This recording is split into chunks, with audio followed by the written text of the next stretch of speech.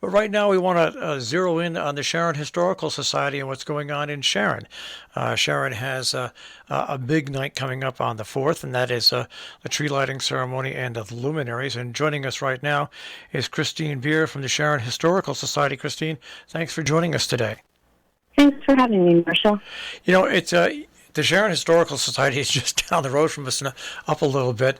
Not only do you have you participate, of course, in the tree lighting ceremony at the Historical Society as well. But before we get to that, I want to mention something that's going on. And if you're not a member of the Sharon Historical Society, well, maybe you should become one, because they have a special members-only tour coming up on December 3rd at 2 o'clock in the afternoon.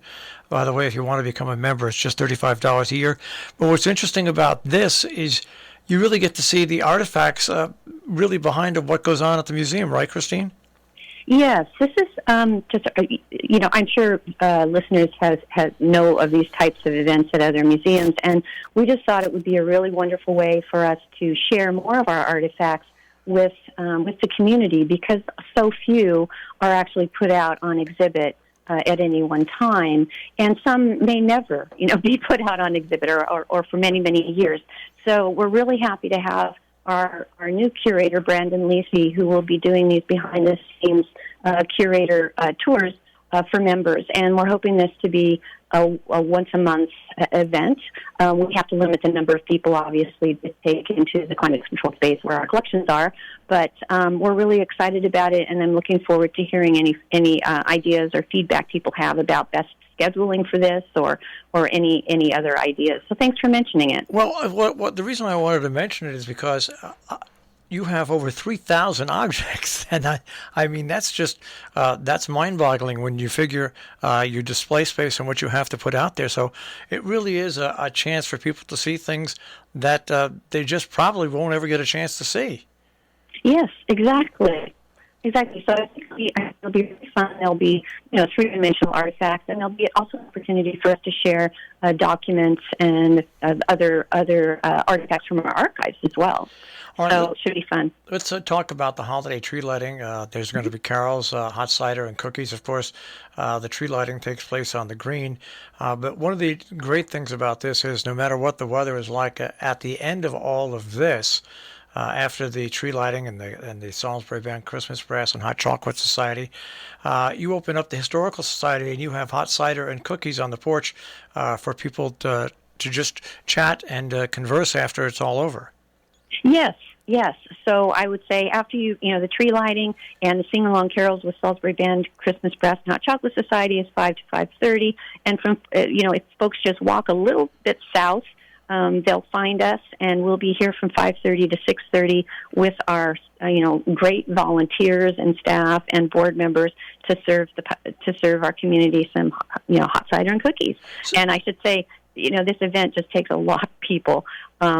Thankfully, we have volunteers who bake cookies, and we have a lot of people that are helping to put out a lot of different events and festivities out on the green. So we're really happy to be part of this, but I hope that people will walk down and visit us with each other. That's on December 4th. Once again, the tree lighting ceremony, and all this event gets underway at 5 o'clock with the tree lighting ceremony, which is, I'll give kudos to the Sharon Green Preservation Association, especially all the work that they've done on the green, extra work that I should say that they've done on the green over the past couple of years. Then at 5 to 5:30, also the carols with the Salisbury Band Christmas Brass and Hot Chocolate Society, and then really a very short walk to the Sharon Historical Society at 5:30 to 6:30 for hot cider and cookies. It's been a very busy year for you at the Historical Society. I mean, you've brought on the curator, and you're doing a lot of programming. We are, and part of the reason that we can do that now is as of September 1st, we have a full-time curator, which is something that we've needed for quite a long time, and thankfully we were able to realize that, and so we can look to having a more regular schedule. In the summer, we did have a part-time person who organized quite a lot of children's and teen programming with us We partnered with the Sharon Playhouse on a teen program, and that was well received. So, yeah, we've really tried to step up our programming and reach out a little more actively to children and families, and started to try some programming that we hope will be regulars on the schedule. So we're really, any feedback that the community has for us, we're happy to hear it, and we're hoping to have some regular seasonal,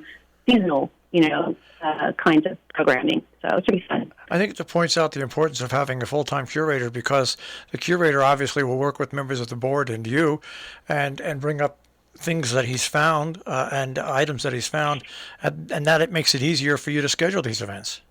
Yeah, absolutely. And we have 3 really big projects that we're undertaking that have formulated over the last year. And so bringing on the curator to help with those is just going to be so tremendously important. We have our Kelsey collection, which is a large photographic collection of Frances Morehouse Kelsey's, which really tells the story of her as a photographer here in Sharon, and also of Sharon. So she's illuminating so many stories through her photography, and that all needs to be processed and brought through to maybe some small exhibits early on, and then maybe a large exhibit and even publications. So it's a long-term project. It's several years. The second one that we have, we're looking at standing up a permanent exhibition that will share out a lot about Sharon's history, in part the work of Ed Kirby, but also other stories that flow from the iron industry and into contemporary, agriculture and arts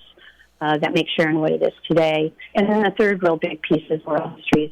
We're really, we have our Voices of Sharon program that we're hoping to start up again with our trustee Brian Ross and our trustee Rhonda Schwartz. And so that will be getting going again, as well as an oral history program with Carol Asher, who is doing a program on reinventing farming to raise awareness of our local innovators in agriculture. So a lot going on at the Sharon Historical Society. If you want more information on the web, it's sharonhist.org, sharonhist.org. But once again, a reminder, December 4th, beginning at 5 o'clock, the tree lighting, and then goes on till 5:30 with carols by the Salisbury Band Christmas Brass and Hot Chocolate Society, and then 5:30 to 6:30, hot cider and cookies on the porch at the Sharon Historical Society and Museum. Christine, thanks for joining us, and happy Thanksgiving to you and your family. Happy Thanksgiving to you. Thank you, Marshall. All right, take care. Christine Beer here on Robin Hood Radio.